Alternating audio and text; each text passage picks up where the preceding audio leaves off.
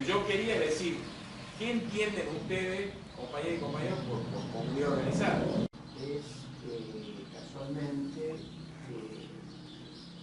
darle un sentido a la doctrina, un sentido solidario en el lugar donde vive, donde está la gente y donde se desarrolla el pueblo, en la fábrica, en el barrio, en el club, en la mutual, en el trabajo, etcétera, etcétera, y organizarse solidariamente. Para mí, un poco esa es la base de la palabra, de la filosofía de la comunidad organizada.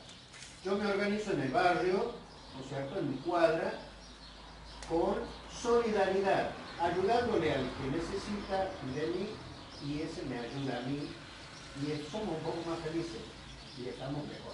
Básicamente lo que dice el compañero. En realidad, Perón, en el concepto de comunidad organizada, básicamente vuelca su conocimiento de política y de estrategia militar, hay que decirlo así, porque Perón dice que la conducción, que ya vamos a entrar un poquito en conducción política, pero digo, dentro de comunidad organizada, Perón dice que la conducción tiene dos aspectos, uno espiritual y otro material.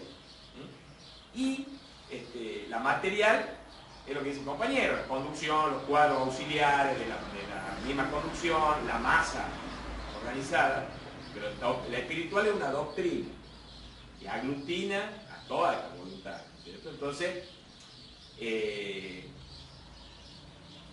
en realidad voy a hacer una corrección. El discurso de que hablaba no fue el de Asunción del 52, sino el del 11 de octubre del 50. Digo, el donde Perón habla de comunidad organizada. Básicamente, más allá de toda la concepción filosófica que es más profunda, y por ahí se nos va a ir mucho el tiempo, pero poco para esbozarlo, mostrarlo un poquito, Perón obviamente tenía un enorme conocimiento de todo lo que era la cultura griega, de los filósofos, y habla mucho de Sócrates, habla de Aristóteles. Y en definitiva, desde la concepción filosófica, lo que dice Perón es que el hombre vive en un medio social. Que si bien el hombre se puede desarrollar individualmente, pero siempre está en una suerte de directa relación con su contexto social. Entonces, la base de esto es pensar en el hombre y su desarrollo individual, pero siempre en un contexto social, y en pensar que, a ver que yo estoy muy seguido, pero bueno, lo leo acá. Esto es, señor intendente, del menor consideración, te habrá dirigido usted por el precio pedido de la señora Presidenta de la Nación, efecto de referirme a la solicitud que remitiera a la señora Luis. Señor, dice señor, cambio el sexo. Dice señor Luis Marcelo Aguirre, el citado ciudadano reside en asentamiento ubicado cerca del Hospital de Este, provincia de Tucumán, cuenta que hace un año vive allí con 213 familias en dicho asentamiento, y que son familias que no cuentan con ingresos suficientes para cubrir la necesidad básica mayor de justicia. Con la venta de España o al efecto, que quieren que tenga bien evaluada la intervención posible de la intendencia para dar respuesta a la situación de legalidad de ocupación de tener y brindar la respuesta a la misión. En este caso, está intervenido el señor. Sí. Bueno, claro. Y del otro lado está la respuesta, digamos, saqué la hoja, del otro lado está la respuesta del municipio hacia la solicitud que se pide.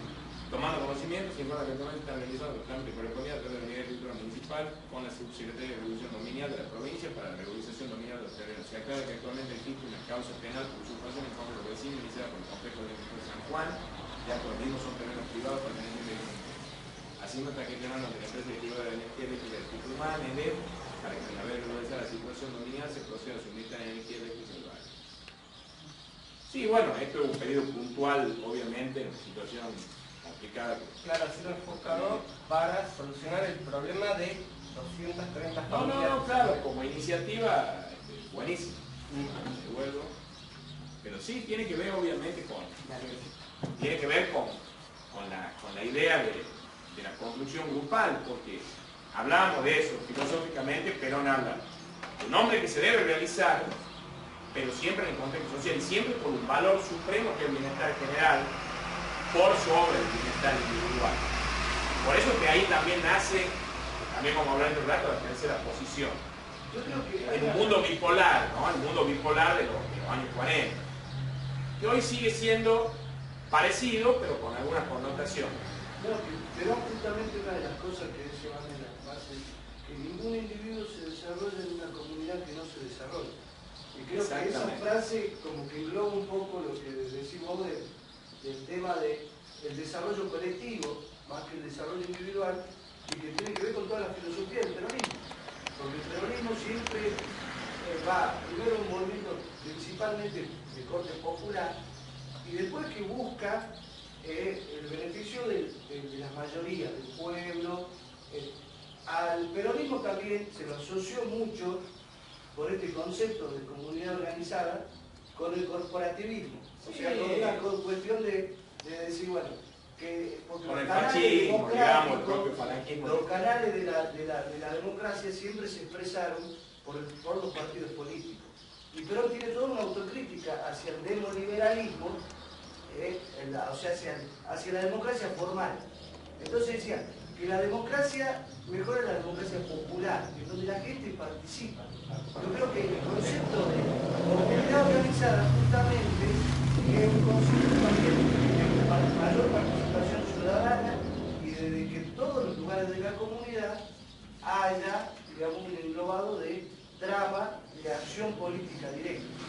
Eso más o menos lo que yo entendía como, digamos, cerrando el círculo de por qué sirve y para qué sirve el concepto de comunidad organizada. No, claro, por eso, el concepto, yo había un poquito le hablo de la cuestión filosófica, que es lo que está diciendo muy bien Pablo, que tiene que ver con esa realización grupal o esa realización colectiva del hombre. ¿Sí? Más allá de su realización individual, porque esa es la gran diferencia que filosóficamente nos divide del comunismo, por ejemplo, ¿sí? O del capitalismo. Por eso somos terceristas, por eso es nuestra tercera posición. El comunismo habla obviamente de una realización colectiva y al hombre lo deja como sustraído, metido dentro de ese colectivismo sin ningún tipo de participación, y ahí también se restringen obviamente cuestiones vinculadas a la propia libertad individual. Y a la vez el capitalismo es todo lo contrario, digamos, hace un culto del individualismo sin importarle mucho el avance colectivo de la sociedad, diciendo vos ganás, vos sos el gran ganador de la sociedad, te llenás de plata, haces mucho y te importa. Meritocracia. Exactamente, sí, Claro, por en supuesto. ese tema, perdóname. Sí. Bueno, yo soy demasiado victimista, ¿no? Y la compañera Cristina muchas veces habló en este tiempo de que mucha gente cree que ha llegado a una situación económica mejor, que ha llegado a la universidad, que está en una situación mejor por el esfuerzo individual, por la voluntad personal, ¿no? Es una cosa como que yo lo hice, pero el negro aquel es un vago de mierda y no Sí, disculpa, cuando le va bien y cuando le va mal es culpa del Estado, digamos, ¿entendés? que no tiene la voluntad para hacer esto. Y entonces ahí viene el tema. El hombre no se realiza en una comunidad que no se realiza. O sea, se crea un contexto de progreso, un contexto macroeconómico, más cultural, de contexto, en donde el hombre tiene la posibilidad, digamos, se generan las condiciones. Es como muchas veces se hace la crítica, los peronistas se dan el pescado y no le enseñan a pescar. No, o no le dan las herramientas para que pueda pescar, digamos, la caña, o el anzuelo. Bueno, vos le podés dar las herramientas, pero no lo podés mandar al desierto a pescar, donde no hay río. ¿Entendés?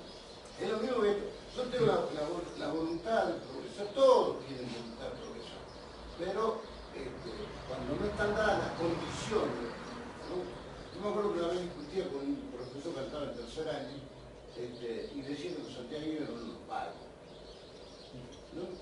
siesta, qué sé yo. Ese mito que hay sobre el santiagueño que vive como un vago, o un dormilón, o duerme siestero. Entonces una vez le pregunté a mi mamá, que sabía bastante y era recontra peronista, ¿por qué dicen eso? Y ella conocía,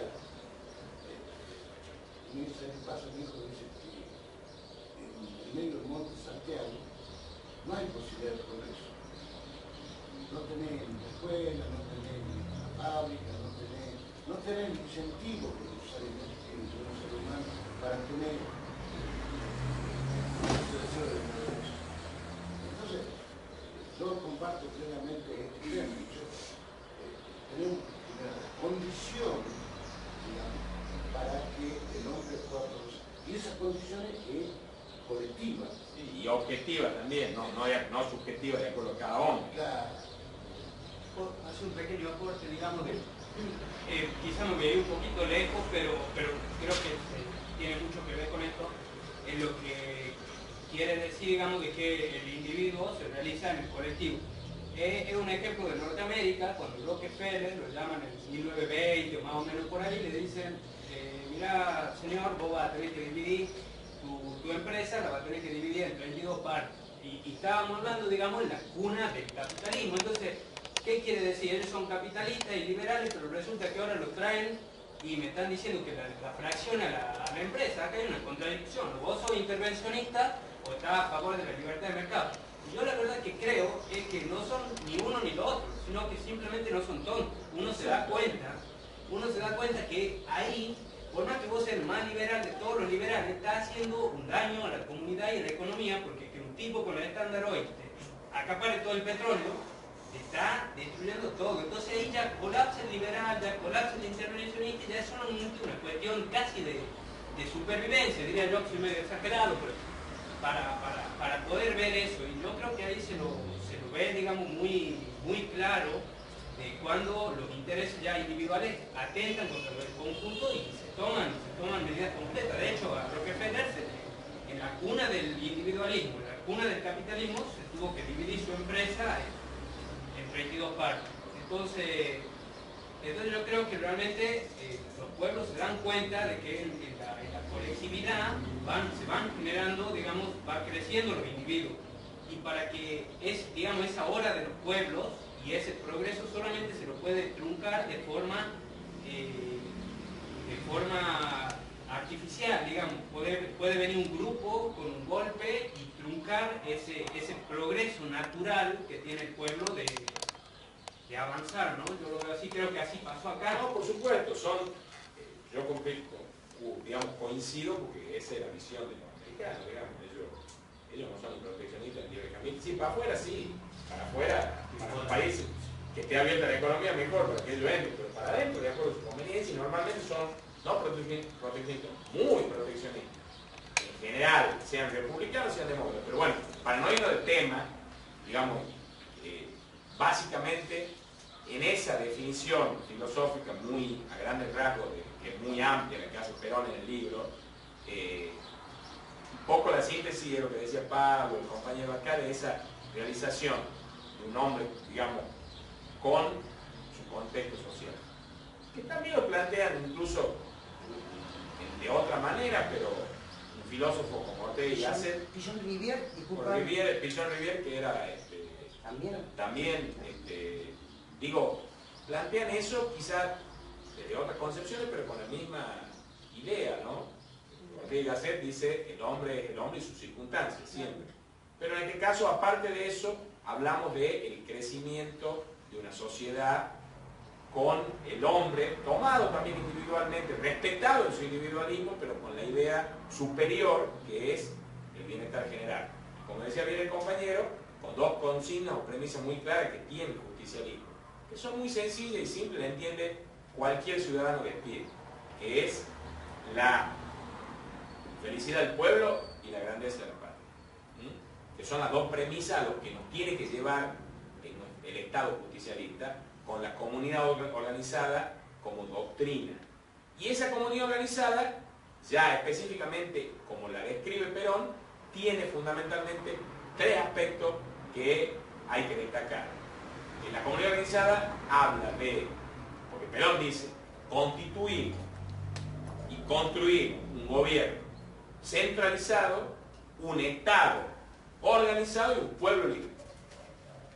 Y a base de eso podemos decir que esa comunidad organizada consta de un gobierno, de un Estado y de un pueblo libre, que es libre, pero que está organizado en lo que nosotros llamamos las organizaciones libres del pueblo, que para mí es lo medular de la comunidad organizada. Entonces, gobierno, Estado y organizaciones libres del pueblo, que es el pueblo libre organizado. Hoy esas organizaciones libres del pueblo, ¿qué son? Le pregunto a ustedes. Sindicatos, por ejemplo. Por ejemplo, pero básicamente, Los trabajadores. está bien, pero ¿qué son esas organizaciones hoy? ¿Qué nombre tienen? Que es un nombre que yo critico siempre, pero que hoy ya se ha popularizado, porque hoy ya nadie habla de organizaciones libres del pueblo. ¿De qué hablan hoy? De ONG. Organizaciones no gubernamentales. Es una definición incluso al contrario censo, digamos, no gubernamentales, pero digo, la definición de Perón era clarita, organizaciones libres del pueblo. Y eso es lo que tiene, reitero ese aspecto que para mí es medular en la comunidad organizada. Y básicamente, decíamos recién que está el aspecto material de la conducción y el aspecto espiritual, que es la doctrina. Entonces, para el justicialismo, la doctrina es el conjunto de principios, cuya unidad de concepción, ¿a qué lleva? A ver si. Unidad de acción. Muy bien. Perón planteaba, por eso nosotros hablamos de que tenemos esta doctrina, que esa es nuestra unidad de concepción para tener unidad de acción. Eso es lo que significa el alma de este cuerpo que es la doctrina. Que tenemos que tener en la amplitud del peronismo, ¿no? Porque, a ver, así como somos doctrinarios, no somos dogmáticos. Dogmático es, por ejemplo, el socialismo o el comunismo, que tiene dogmas mucho más estrictos y cerrados. Nosotros tenemos una doctrina que tiene límites. Si no, aquí ellos tienen ideología, por eso. nosotros también tenemos, creo yo, ideología, ¿no? Es una visión muy particular, pero no dogmática. Tampoco pragmática al estilo de el compañero que gobernó los 10 años en el año 90. Tampoco a ese nivel, porque digo sin ningún límite, donde vos decís soy pragmático y me da lo mismo la economía social del mercado, el neoliberalismo o un modelo y un proyecto nacional y popular. O sea, ¿no? para que yo creo que habría que diferenciar lo doctrinario de lo dogmático. Lo Yo dogmático pienso- sería algo así.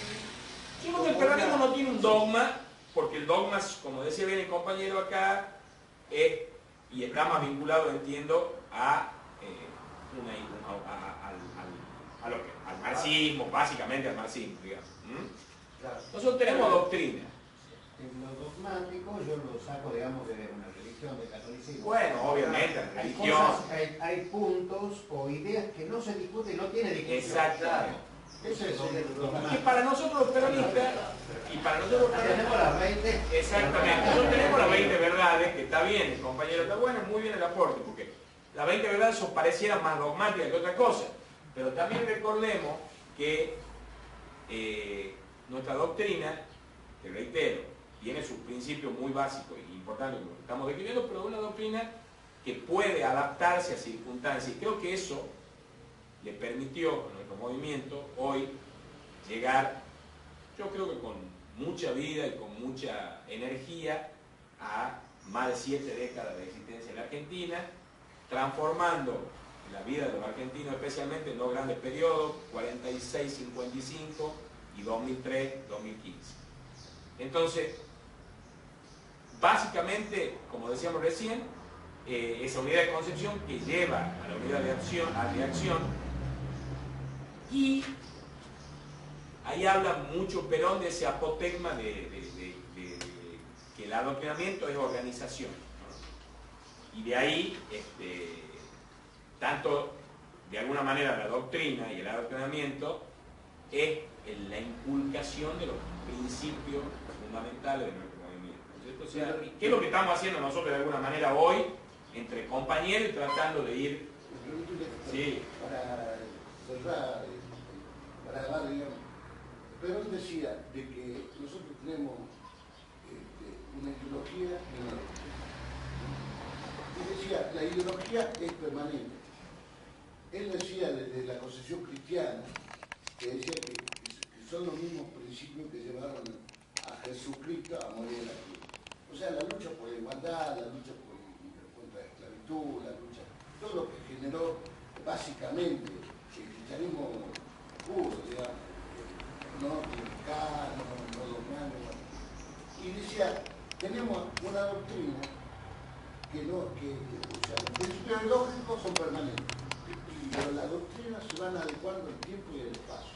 O sea, la doctrina de hoy a lo mejor no va a ser la misma doctrina en determinados campos, ¿no es cierto?, que la doctrina dentro de 30, 40 años, porque las situaciones cambian, ¿no?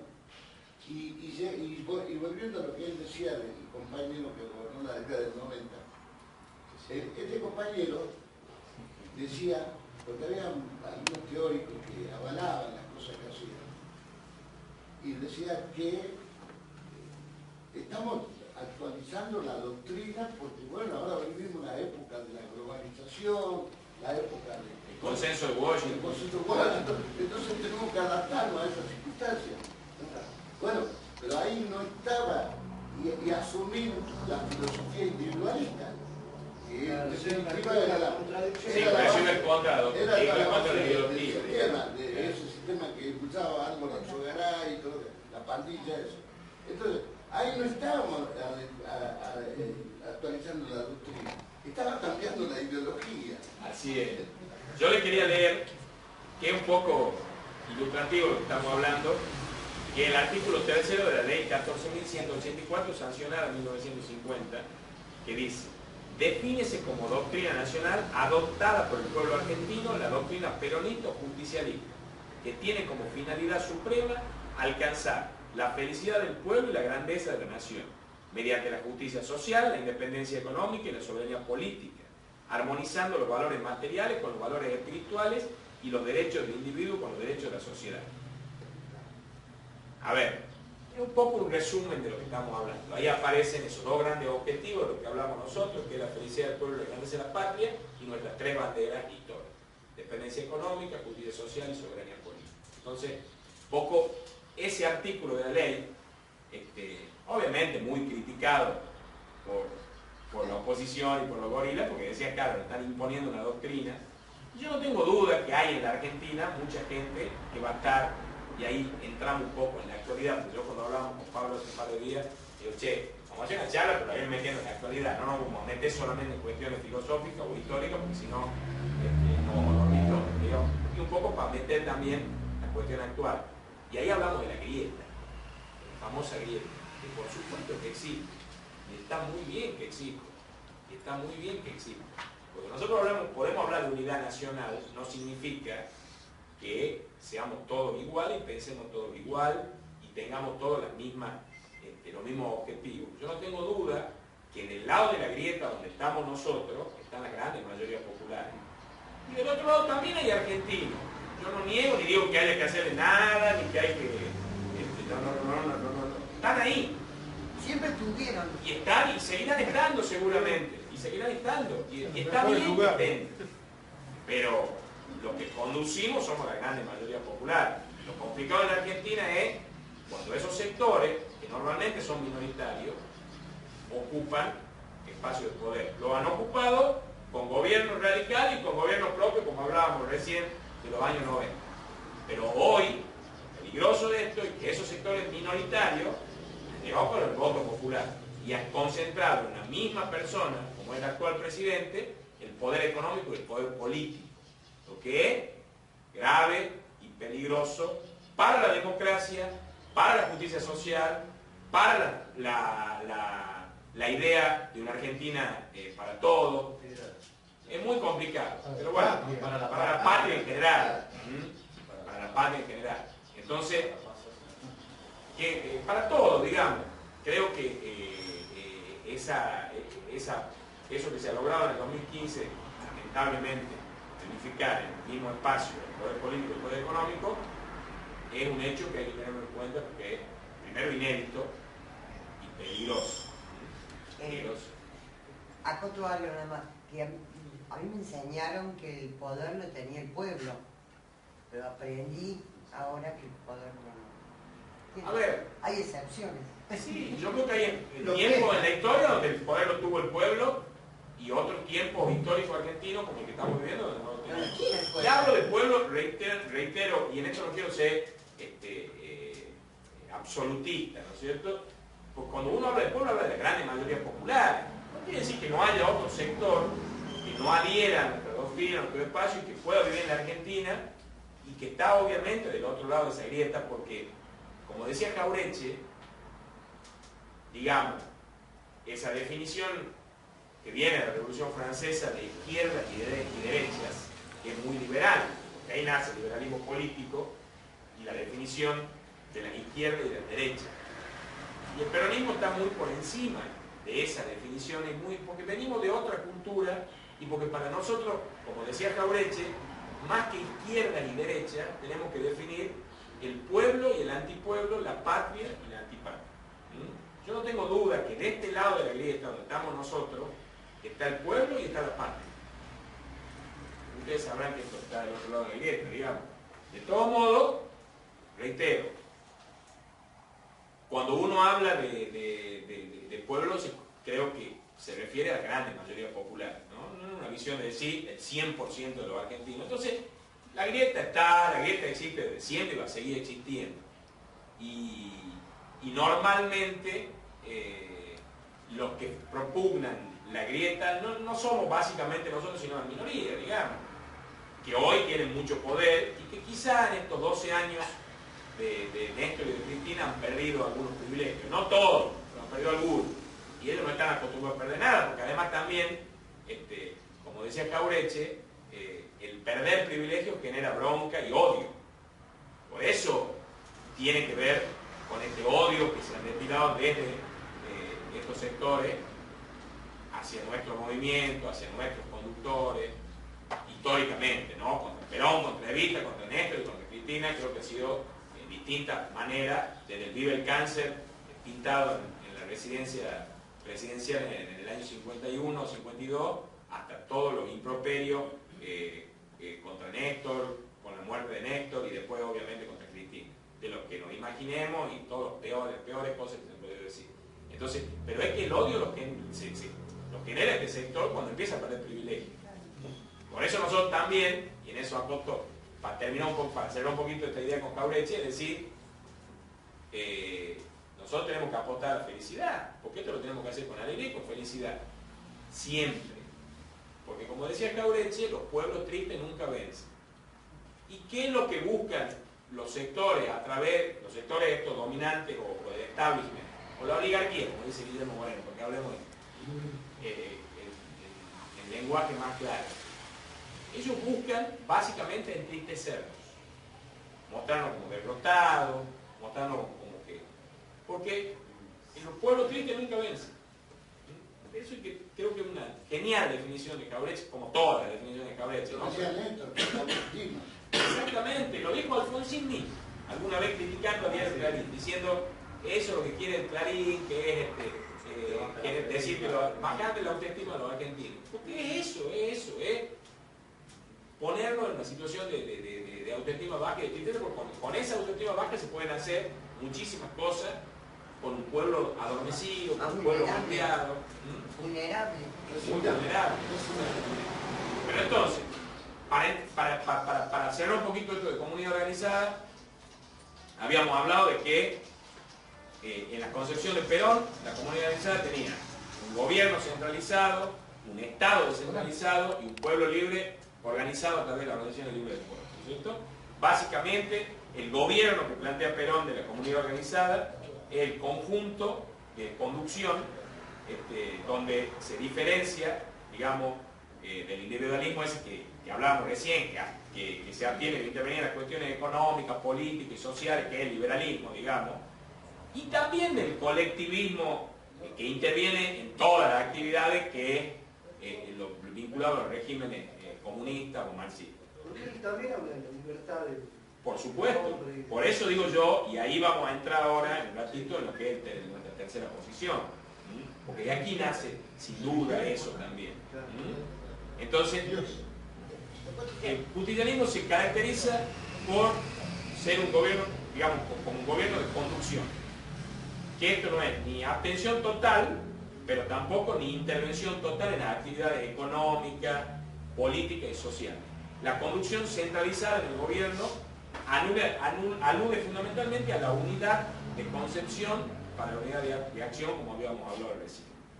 El Estado, que es el segundo espacio que plantea Perón en la comunidad organizada, es entendido como la administración pública, su repartición, los responsables de ejecución descentralizada de las políticas, pero las políticas que bajan del gobierno, es lo que acabo de describir. O sea, el gobierno que baja las políticas, el Estado descentralizado las genera esas políticas en el pueblo. Es una descentralización de tipo administrativo, ¿no es cierto?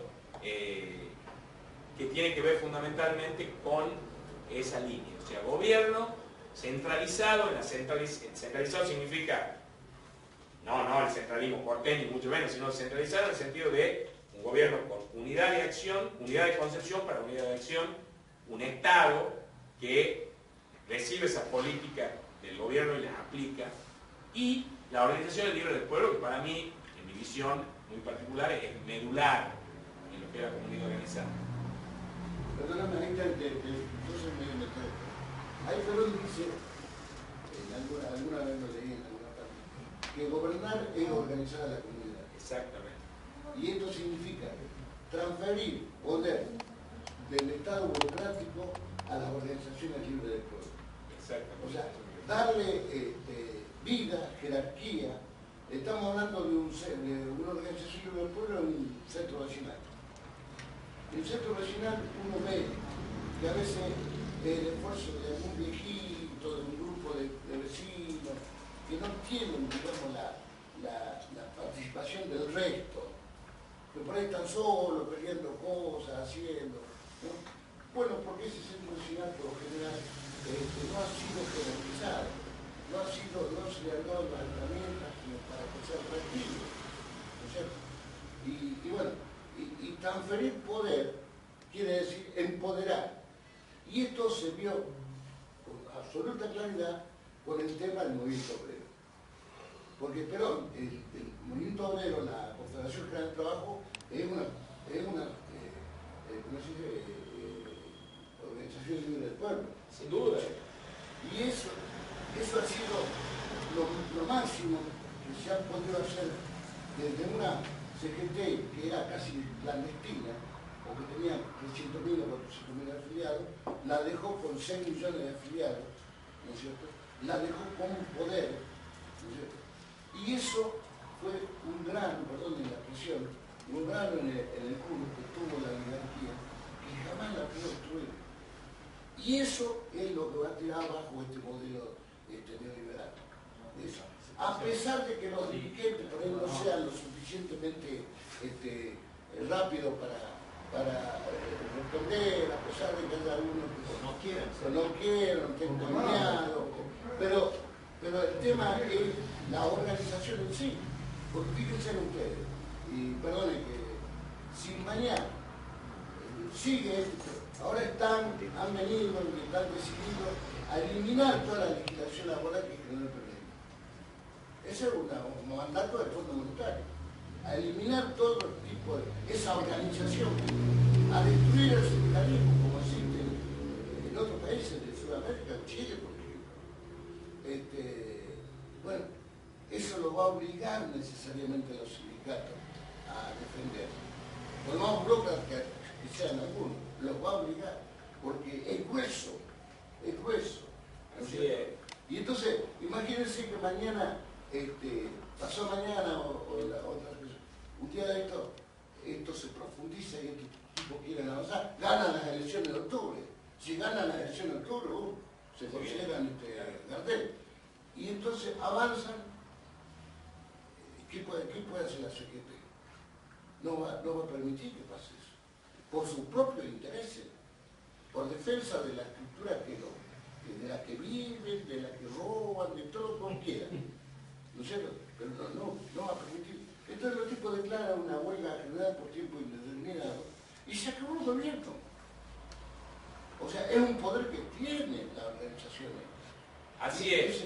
Yo lo que les decía era muy consonante con lo que dice mi compañero, que esas organizaciones libres del pueblo fundamentalmente estaban vinculadas a tres aspectos, ¿no es cierto? El político, el económico y el social. Y el político eran los partidos políticos. Y ahí también viene esa concepción que planteamos siempre de decir, ¿qué es el peronismo? Y el peronismo es básicamente un movimiento. No lo voy a decir yo, lo decía Perón. Es un movimiento amplio, con características muy particulares, en Latinoamérica y en el mundo, que cuesta a los que no somos argentinos, y ni decir a los que no son americanos, más todavía, entender al peronismo. Entonces, ¿qué son? Comunistas, fascistas, nada de eso. Exactamente. Entonces, pero fundamentalmente, y ahí viene esto de la Organización Libre del Pueblo, el aspecto político, pero los pone a los partidos políticos, los pone dentro de la Organización Libre del Pueblo. Porque en esa concepción, que decía muy bien Pablo al comienzo de esta charla, de esa democracia, partidocracia liberal, como decía Perón, el partido es nada más que la herramienta electoral del movimiento. Entonces, si bien nosotros somos, no digo todos, seguramente muchos de los que estamos acá afiliados al Partido Justicialista, votamos en la elección interna del Partido Justicialista, buenísimo, el espacio que usamos para participar en las elecciones, pero el movimiento está muy por arriba y el partido termina siendo eso, nada más que una herramienta electoral. Desde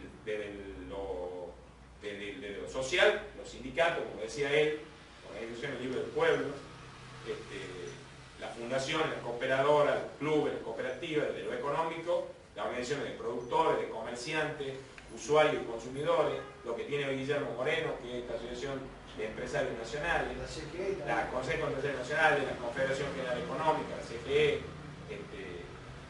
Se entiende que la organización popular es tal cuando goza de conciencia social, de personalidad social y de organización social. Eso decía Perón cuando hablaba de las organizaciones libres del pueblo. Estas organizaciones libres del pueblo se pueden desarrollar libremente y llevar al gobierno las exigencias, las necesidades, las aspiraciones, la colaboración y la cooperación. No sé si ustedes entienden, no sé si están siendo claros en esto, se retroalimentan esos tres espacios: gobierno, Estado y organizaciones libres del pueblo. Y terminan retroalimentándose, ¿no? O sea, esas organizaciones libres del pueblo les llevan al gobierno, como decía Perón, exigencias, necesidades, aspiraciones, colaboración y cooperación. El gobierno recibe eso y se lo baja al Estado. El Estado, en la administración pública, aplica esa política en el pueblo, que a la vez está organizado en la Organización Libre del Pueblo. Por lo menos en lo teórico, era perfecto. Devuelve ese pedido a través de políticas públicas. Exactamente. Entonces, básicamente, y en líneas muy generales y apretado, es este el concepto de comunidad organizada de Perón, que en definitiva es sin duda lo medular de nuestra doctrina. Cuando hablemos de doctrina, hablamos de comunidad organizada. Y de ahí, disculpa compañero, 2 segundos más, surgen estos otros dos temas, un poco lo vamos a hacer más cortito, que son muy importantes, que es la conducción política y la tercera posición, que están vinculados a esta temática que me pedía aquel compañero que pueda desarrollar esta charla. Porque surgen de acá, porque habíamos hablado claramente de que en la misma comunidad organizada Perón habla de esa conducción que tiene un aspecto material y un aspecto espiritual. El aspecto espiritual poco ya lo hemos desarrollado en esta visión filosófica de lo que es la doctrina. Ahora, el aspecto material, que es lo que Perón desarrolla en otro gran libro, que seguramente algunos de los que están acá lo han leído, y los que no lo han leído se los recomiendo que lo lean, que es Conducción Política. Para mí, al lado de Comunidad Organizada, las dos obras cumbre de Perón. Y Perón plantea esa conducción. Primero él dice que él no se considera un político sino un conductor, y que esa conducción tiene etapas. Hay una conducción estratégica que evidentemente ejerce Perón como el gran conductor de nuestro movimiento, pero después hay conducciones tácticas.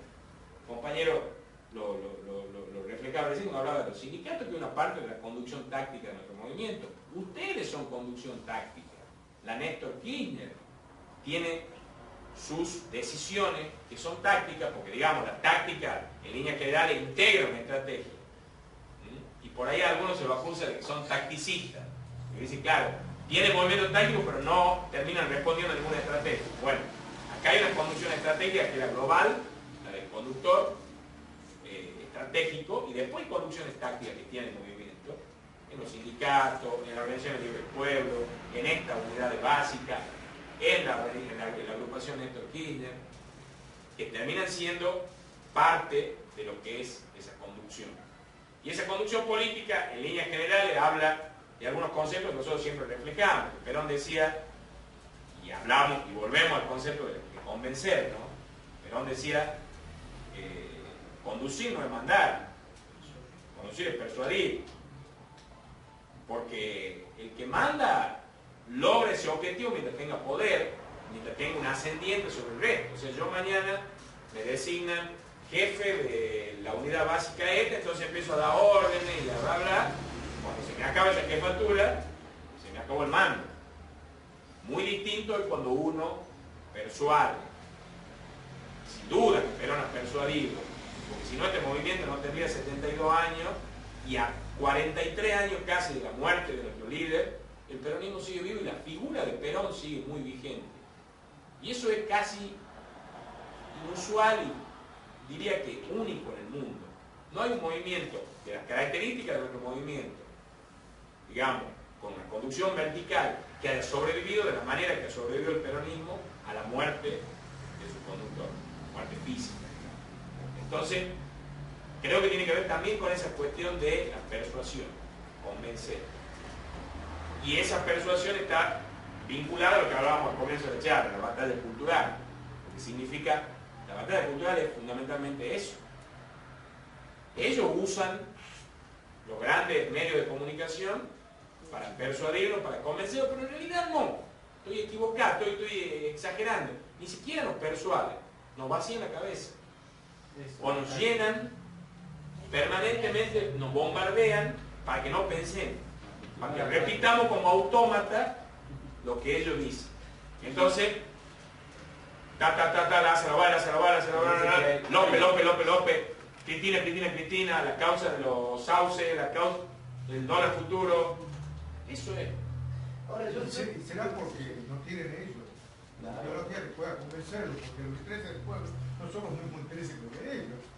Ellos tienen que solamente mentir, no pueden decir la verdad. Ellos no van a decir yo quiero hacer rico y ustedes son pobres, no van a decir. Yo creo que hay una cosita ahí que hablaba ella del tema del poder. El poder supuestamente tiene una base popular y en realidad el tema del poder trasciende exclusivamente, y sobre todo ahora, a los políticos. Porque está el poder de los medios de comunicación, como dice él, después el poder económico, o sea, hay una suma de... O sea, Néstor, creo que el libro ese flaco decía que él llegó al gobierno pero llegó al poder. Bueno, que eso es muy importante. Tenía que A nosotros nos pasa permanentemente, ¿no? Claro. Llegamos, digamos, son ejemplos muy comunes en la Argentina de los últimos 100 años, ¿no? Gobiernos que han llevado, digamos, espacios políticos que llevó al gobierno con mucha fuerza y apoyo popular, como el irigoyenismo, pero que le ha costado y que no tenían el poder. Y el poder seguía de alguna manera en los grandes... Por eso cuando se habla de democratizar los poderes, Cristina decía democratizar la justicia, democratizar los medios de comunicación, la ley de medios también. Creo que eso hace peronismo también, porque de alguna manera vos estás generando una mayor participación en los factores del poder. Tiene una transferencia del poder digamos, a la población y a que existan radios comunitarias, que existan más voces. Por supuesto. Eso me digo que nos faltó en esta... Y es lo que decía el compañero, que es el empoderamiento, ¿no? Claro, el empoderamiento de la sociedad. De la sociedad, que tiene que ver con todo lo que estamos hablando, porque aquí está todo de alguna manera concatenado. Pero en definitiva, esa conducción política, esa conducción de la que habla Perón, es eso, ¿no? Y también Perón en ese libro dice que todos los peronistas llevamos en la mochila nuestro bastón de mariscal, que en algún momento lo debemos sacar y también ¿Y a qué se refiere con eso? Se refiere fundamentalmente también a lo que estamos diciendo, a que debemos apostar a nuestra formación, a nuestro empoderamiento y que todos en algún momento podemos ejercer esa conducción.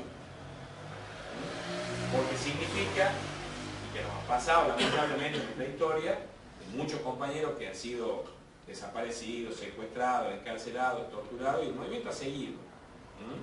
Ha seguido porque, bueno, otros compañeros han tomado ese bastón y han ejercido la conducción, seguramente seguramente de la misma, no de la misma forma y seguramente porque ha sido un plan sistemático. no, de eso no tengo ninguna duda y seguramente se han llevado a los mejores cuadros, porque eso ha sido muy apuntado, el genocidio en la Argentina ha sido apuntado fundamentalmente a nuestro movimiento, a los cuadros más brillantes, más lúcidos, más esclarecidos, porque ellos sabían a dónde tenían que apuntar. Muy selectivo en el sentido, digamos, masivo en la cantidad, en los 30.000 desaparecidos, pero muy selectivo en cuanto a decir, llevarse a los cuadros, reitero, más importantes, más lúcidos, más convencidos, más formados, que eran los que, en definitiva, pero el movimiento igual se ha sostenido, con la resistencia, con los compañeros en el exilio, con los compañeros que desde adentro del país han podido, dentro de la Argentina, han podido ir del sindicalismo, como decía el compañero.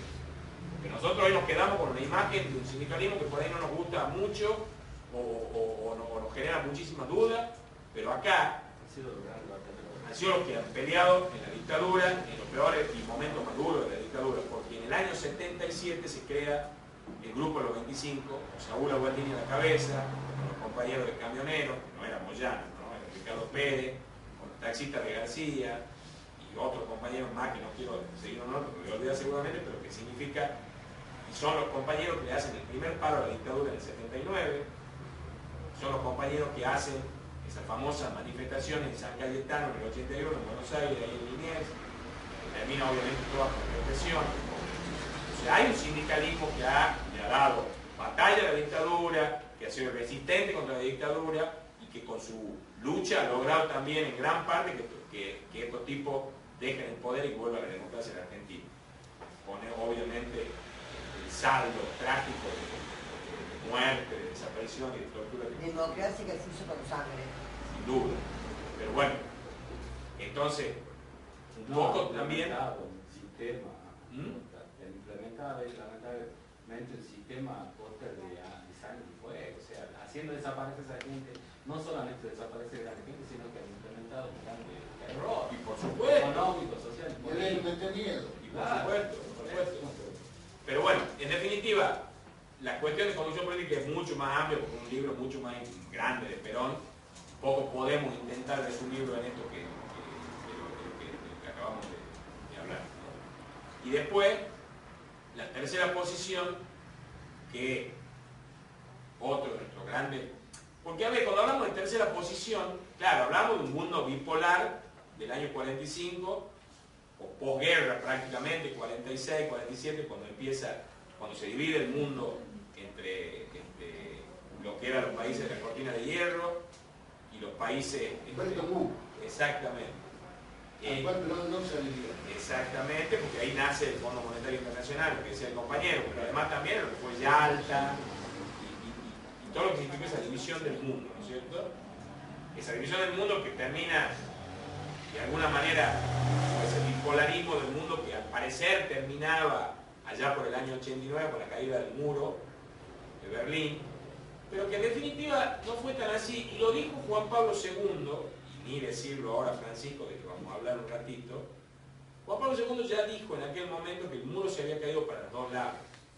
Significaba que, verdad, era la desaparición del comunismo como sistema político, prácticamente todo el mundo, pero también significaba que el capitalismo tenía que empezar a tener un rostro social, porque si no también desaparecía, o por lo menos iba a sufrir un retroceso, que por suerte ha logrado retroceder, allá de algunos pasos ahora contrarios en Latinoamérica, pero digo, en aquel momento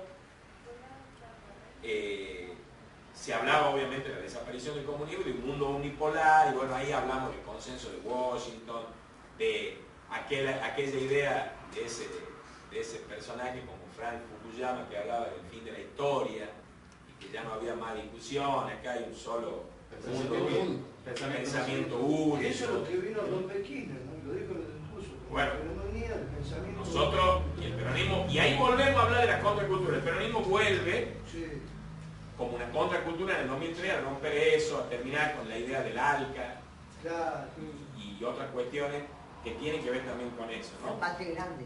La patria grande, pero para no aburrirlo, en esa idea de la tercera posición, creo que el peronismo abreva en lo que decíamos recién, ¿no? En esa visión de que no adherimos ni al individualismo amoral, como decía la propia comunidad organizada, el libro, ni tampoco a ese colectivismo deshumanizado. Porque el peronismo es fundamentalmente humanista, profundamente humanista. Otra cosa que cuando vos hablaste del Perón, él hablaba de la felicidad del pueblo. No hablaba del progreso únicamente material o capital. No para nosotros, pero el concepto es para todos. El concepto de felicidad. No, y el concepto de vida que es mucho más amplio y que no es solamente material, sino también que viene espiritual. Pero la tercera, pero esa visión de tercera posición, que en aquel momento Perón lo calificaban de chanta, claro, quería quedar bien con los dos, y que la tercera posición no existía, o que vos estabas con uno, con otro. Y hoy la tercera posición es una realidad, y ¿saben quién encarna esa tercera posición en el mundo? Su santidad Francisco, Papa Francisco, que sí, a mí por ahí no me gusta calificarlo estrictamente así porque parece que nosotros lo sentimos así, pero bueno, es el Papa de todo el mundo. No, pero sí la ideología peronista también dice que está basada en la ciencia. Por supuesto, tiene un fondo, es cristiana sin duda, pero digo, pero Francisco encarna esa tercera posición básicamente, y otro enorme concepto de Perón, cuando Perón hablaba del continentalismo y del universalismo. Perón plantea, incluso lo hace en su gobierno con lo que era el ABC, que era Argentina, Brasil, Chile, que era la base de lo que después fue el Mercosur, que era la visión del continentalismo, que después era más amplia porque tomaba toda América, y la última etapa de organización mundial que Perón visibilizaba como ese enorme estadista que fue Perón, era el universalismo. Y yo no tengo duda que el gran constructor y conductor del universalismo hoy es el Papa. Lo dijo Guillermo Moreno en su última visita a Tucumán, diciendo que el Papa viene planteando hace muchos años que ya estamos en la Tercera Guerra Mundial, aunque no haya sido declarada formalmente y que la guerra hoy tiene otras formas, no es la tradicional visión que tenemos de las películas de la Segunda y la Primera Guerra, pero que estamos en esa Tercera Guerra, que todo esto tiene que terminar en un nuevo Yalta, decía Guillermo, donde se sienten obviamente dos grandes líderes del mundo hoy, como son Trump y Putin, y esa tercera silla sea para el Papa.